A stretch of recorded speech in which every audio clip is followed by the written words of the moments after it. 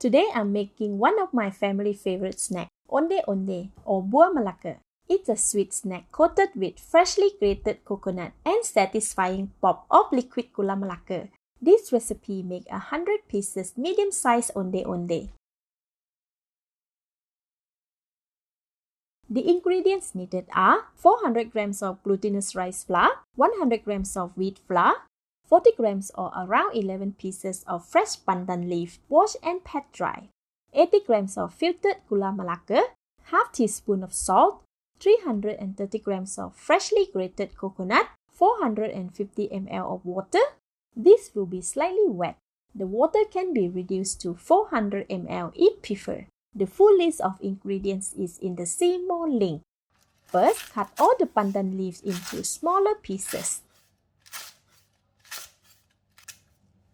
Place them all in the blender.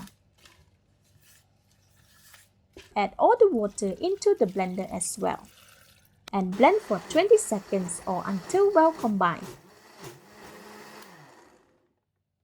Strain the blended pandan juice through a coffee strainer or muslin cloth and squeeze the juice from the pulp. This removes all the grit and fiber, leaving only pure pandan juice. The color is perfectly green. This will be the liquid for our flour. This will result in beautiful bright green balls. We have about 450 ml here. Set it aside. Next, cut all the gula Melaka into smaller pieces. This makes it easier to melt later. A quick tip for storing gula Melaka. I usually find them with a holes and containing white powder after a few months. To keep them fresh, I store them in the freezer in a Ziploc bag. This batch lasted for 2 years already. How do you store your gula Melaka? Let me know in the comment. All done? Set it aside. Sprinkle half of the salt over the grated coconut and mix. Repeat with the other half. Remove any coconut shell and fibers that you find. Now we can cook it. Prepare a pot of hot boiling water over medium heat.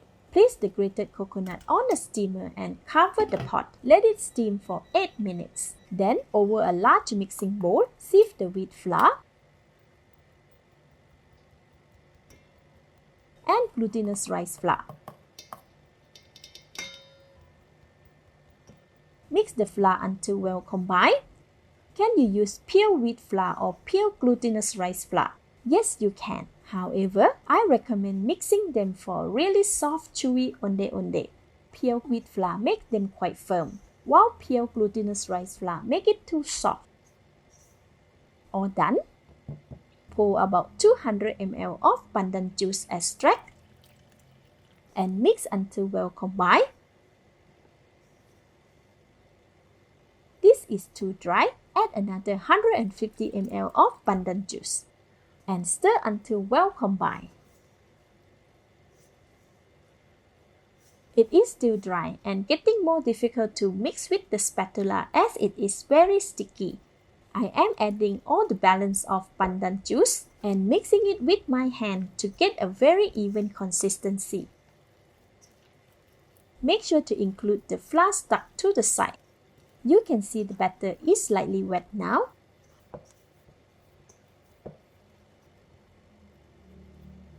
It is not possible to make it into a ball, so I am adding another 2 tablespoons of glutinous rice flour. This will make the batter slightly dry, but still a little too soft. The Onde Onde made from this batter will eventually get stuck at the bottom of the pot. However, it will dry out as we are working through the batter, and the consistency will become perfect. If you prefer the batter to be perfect from the start, add another 2 tablespoons of glutinous rice flour. After 8 minutes, the steamed coconut should be cooked by now. Holding it with the steamer clamp, give it a mix. Transfer the coconut to a white tray. Spread them out to cool faster and set aside. Now we have all the components: Onde Onde batter, cut gula Melaka, steamed coconut, and a pot of boiling water. Increase the heat to medium, then grab about a tablespoon of dough and indent it slightly. Scoop about half a teaspoon of gula melaka and press it into the dough. Close the edges and roll until the perfect round shape is formed. Then immediately add it to the boiling water. Repeat with the rest of the dough. Alternatively, we can also roll the dough slightly before indenting it. I find this set the shape much more easier than just flattening it. To have them cook at the same time, I am preparing the onde onde and placing them on the tray first.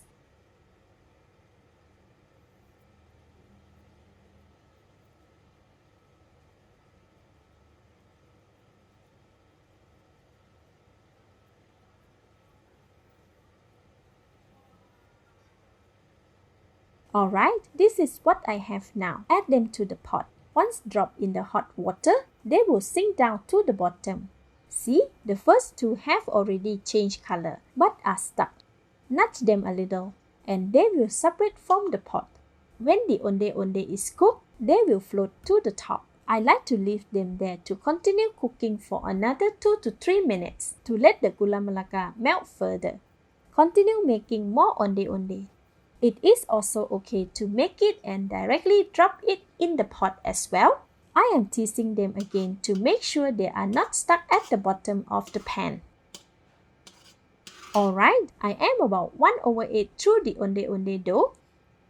The cooked onde onde has been floating for about 3 minutes now. Remove them with a strainer.